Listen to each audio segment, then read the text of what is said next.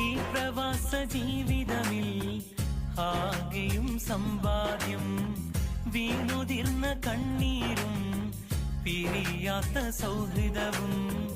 ഈ പ്രവാസ ജീവിതമിൽ ആകെയും സമ്പാദ്യം, വീണുതിർന്ന കണ്ണീരും പിരിയാത്ത സൗഹൃദവും.